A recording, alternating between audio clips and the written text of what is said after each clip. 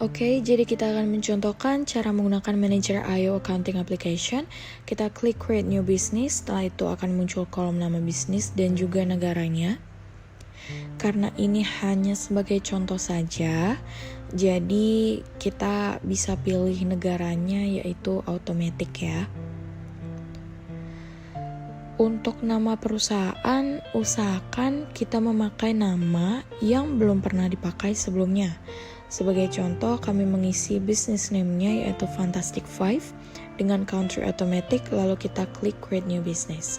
Dan seperti ini tampilannya jika kita mengklik, lalu kita lanjutkan dengan Customize.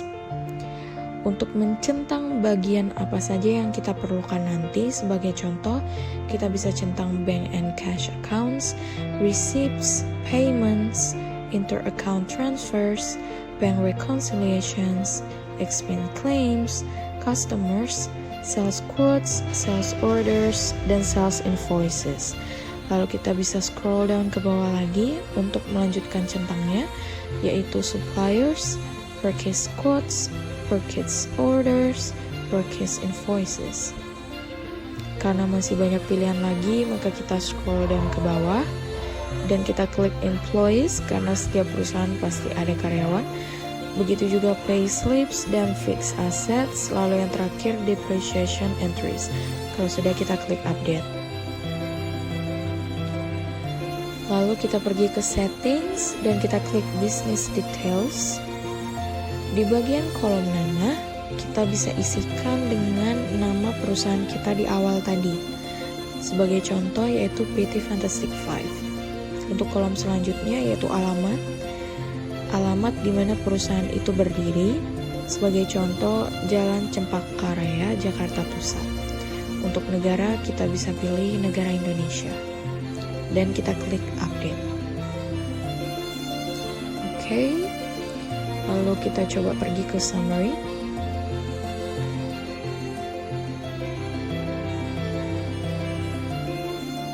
Dan kita klik bank and cash accounts, lalu klik new bank or cash account. Di bagian kolom nama kita isi nama bank. Sebagai contoh, Bank BCA. Lalu untuk starting balance kita masukkan nominal saldo awal yaitu 100 juta, lalu kita klik create. Dan di sini muncul. Kita klik summary dan muncul bagian aset dan equity sama nominalnya yaitu 100 juta.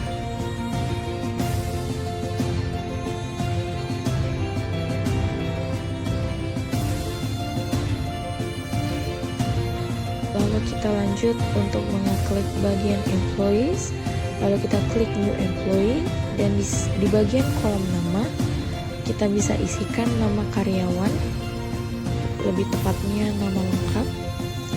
Sebagai contoh, kita isikan Michelda Angel. Di bagian address atau alamat, kita bisa cantumkan alamat tinggalnya dan begitu juga emailnya. Kita bisa klik create and add another jika karyawannya lebih dari satu, tapi karena ini hanya contoh, jadi kita klik bagian create saja.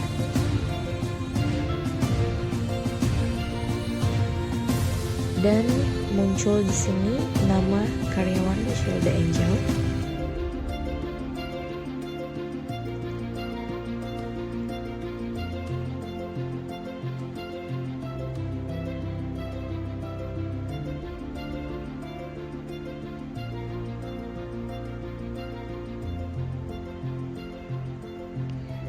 Tampilannya kira-kira seperti ini. Ada nama dan juga amount to pay, itu pembayaran gajinya. Lalu kita kembali ke setting dan di sini ada banyak pilihan, tapi kali ini kita pilih chart of account saja dulu. Di bagian kanan kita pilih new account. Dan pada kolom nama kita isi dengan asset depreciation.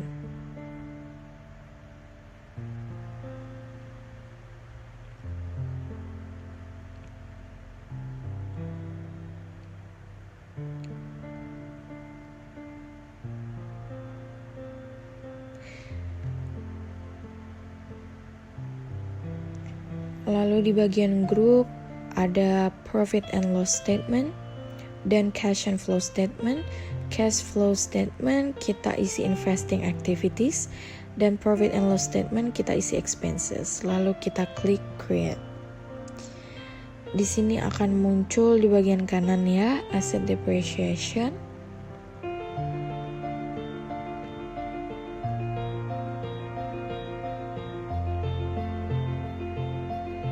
Lalu kita ke fixed asset dan klik new fixed asset. Di sini ada kolom item code, item name, depreciation rate, dan description. Lalu di bawahnya ada starting balance. Untuk item name kita isi sebagai contoh komputer dan depreciation rate kita isi 25%. Fixed asset ini adalah aset perusahaan tetap ya.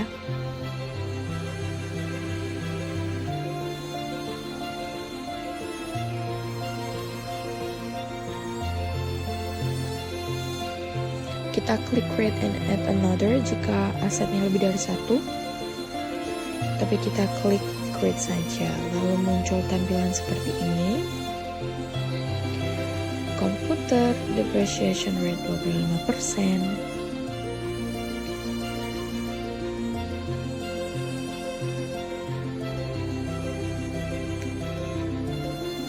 Lalu kita ke purchase invoice. Dan kita klik new purchase invoice. Di sini ada banyak kolom. Tapi kita mulai dengan tanggal dulu.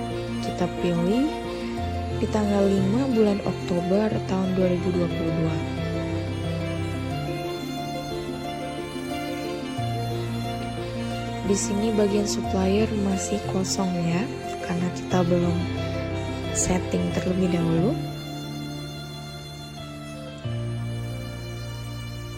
Lalu untuk bagian description, kita bisa isi dengan pembelian komputer.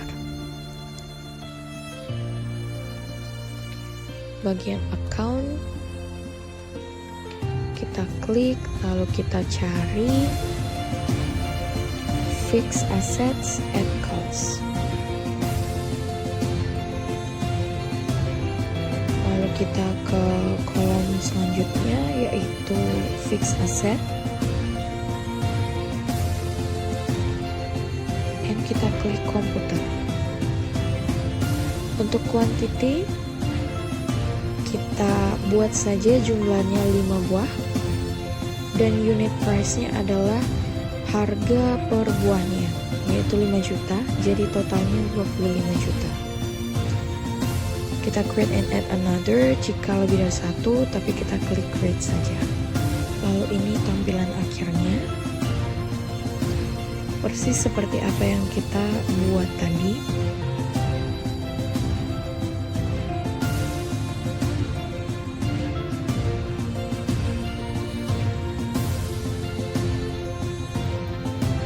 Lalu kita klik payments dan klik new payment.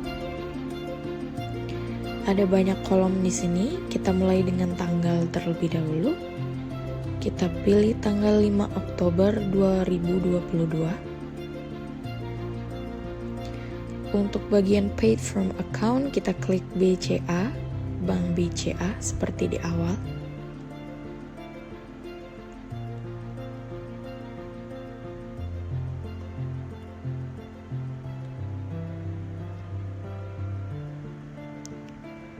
Untuk bagian description, kita bisa isi dengan pembayaran komputer. Dan bagian account, kita bisa isi sama seperti tadi sebelumnya, yaitu fixed asset at cost. Kita cari terlebih dahulu karena cukup banyak ya pilihannya.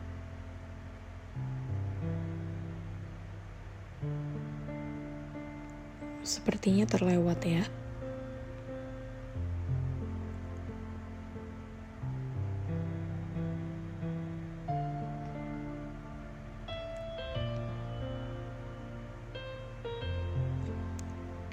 Ini dia, kita klik.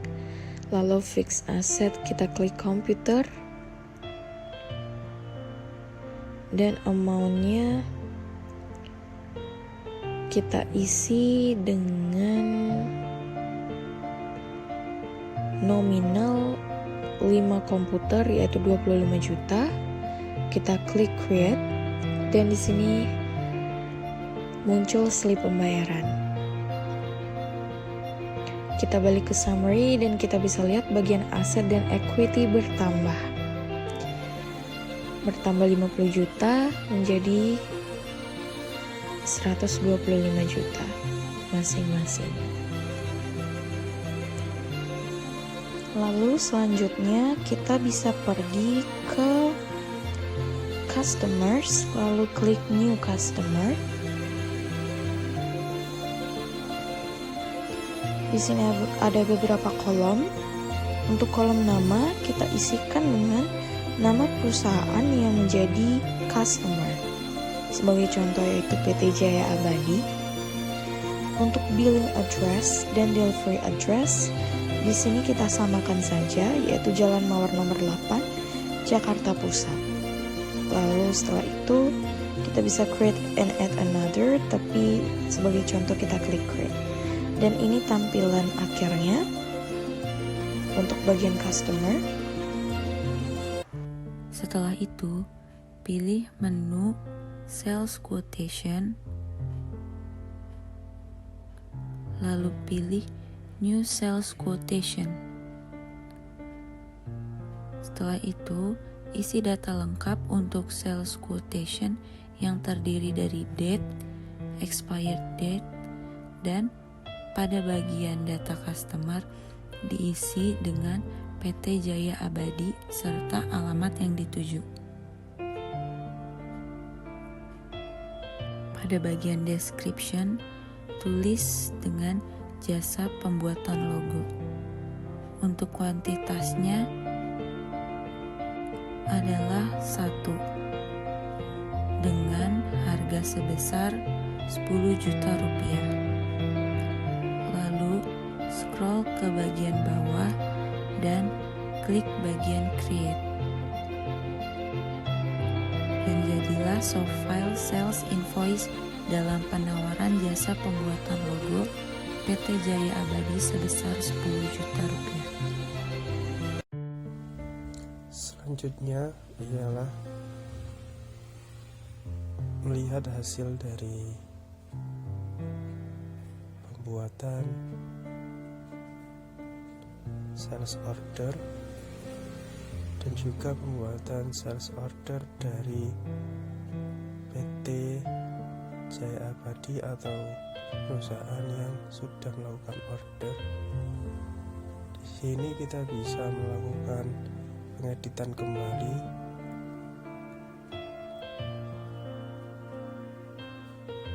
apabila perusahaan tersebut membeli order kedua kalinya. Lalu kita klik supplier untuk membuat supplier. Klik new supplier, kemudian ketikkan nama supplier.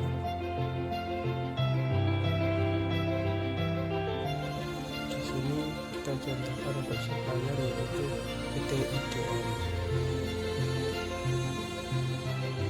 Kemudian masukkan juga untuk address atau alamat dari supplier.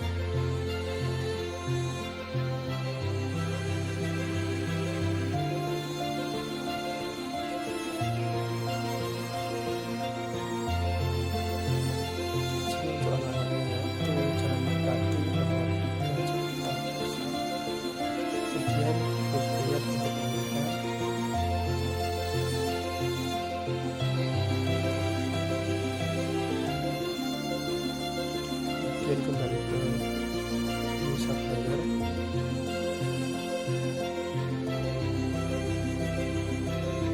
Kemudian sales invoice, klik new purchase invoice, kemudian masukkan isi date atau tanggal,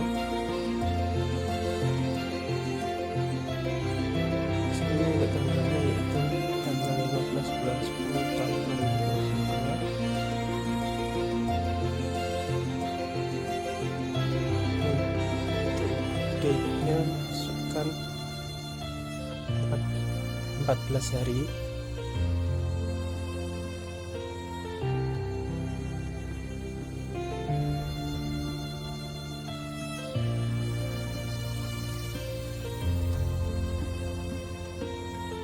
Untuk supplier, pilih supplier PTIDM.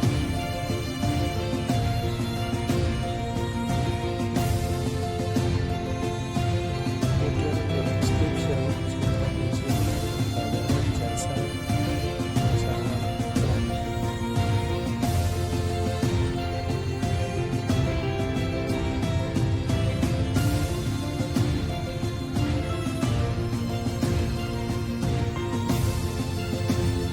Untuk mengubah, silakan pilih advertising and promotion. Ganti menjadi 1 untuk placement diisi sebesar 2 juta rupiah.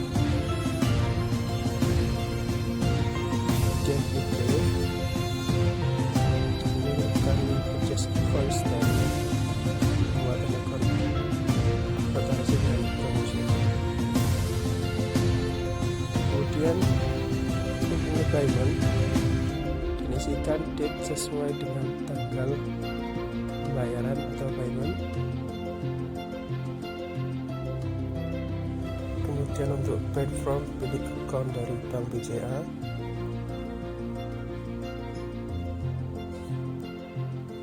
Kemudian silakan isikan description. Untuk description diisi dengan pembayaran jasa pemasangan iklan.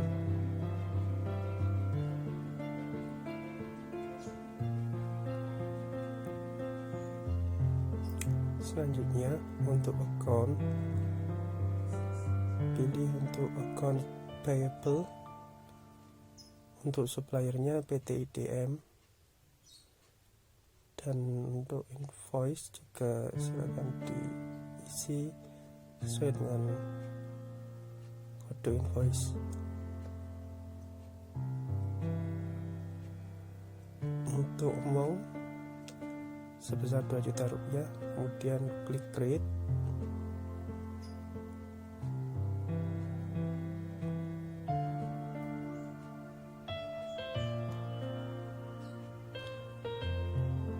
Kemudian klik menu sales order. Di sini sudah terlihat untuk sales order.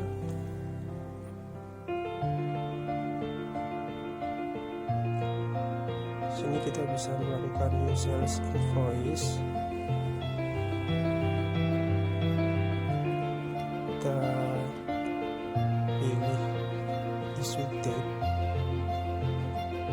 dan juga menentukan due date.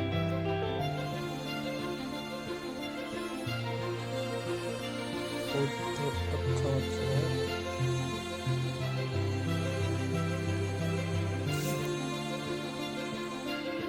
bisa dipilih untuk sales, artinya 1 plus.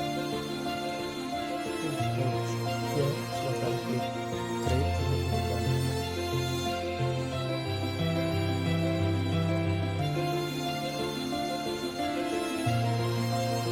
Ini kita simpan dan muncul invoice untuk sales di penawaran jasa pembuatan logo di PT Jaya.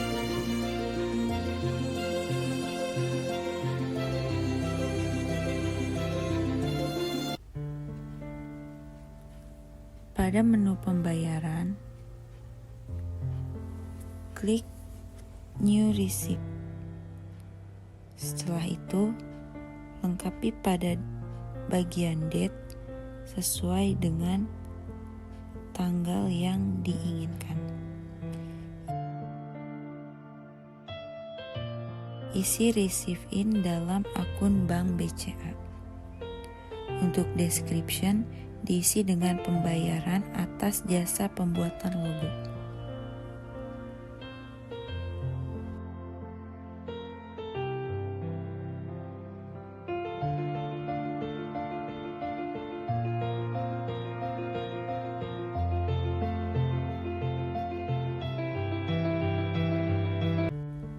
lalu scroll ke bagian bawah dan create, dan jadilah pembayaran atas jasa pembuatan logo. Selanjutnya ialah input gaji karyawan. Buka database setting, pilih chart of accounts, klik new account, isi nama akun dengan labor expense,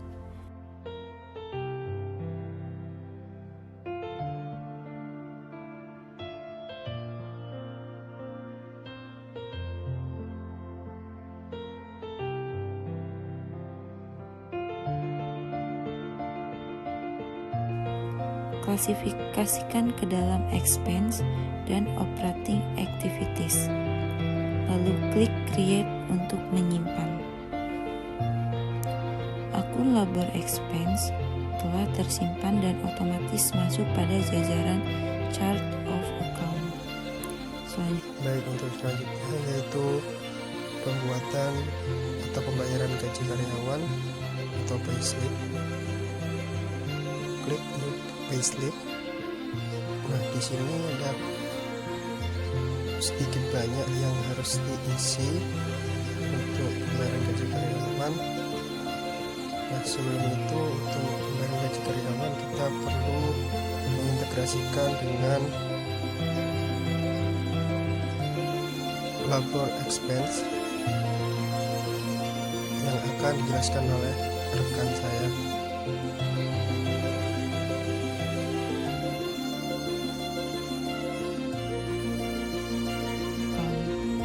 Selanjutnya, kembali ke menu setting.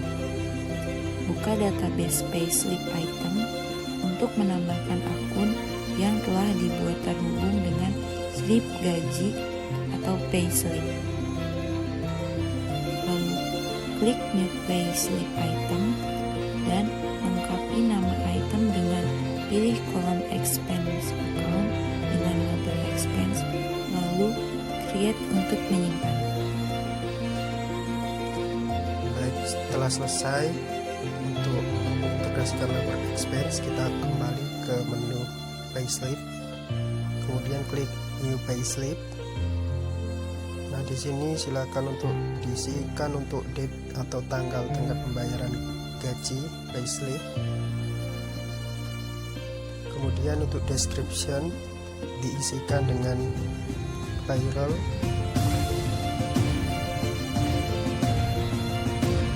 Kemudian untuk employee silakan diisikan dengan nama karyawan yang tidak digaji. Untuk earning juga diisikan dengan payroll. Kemudian untuk unit price silakan diisi dengan nominal gaji karyawan bersangkutan. Apabila selesai, scroll ke bawah, di sini ada create another untuk pembayaran gaji karyawan lain. Apabila telah selesai, silakan create untuk menyimpan.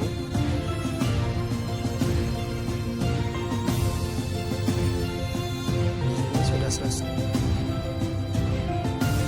Ini merupakan hasil akhir atau summary dari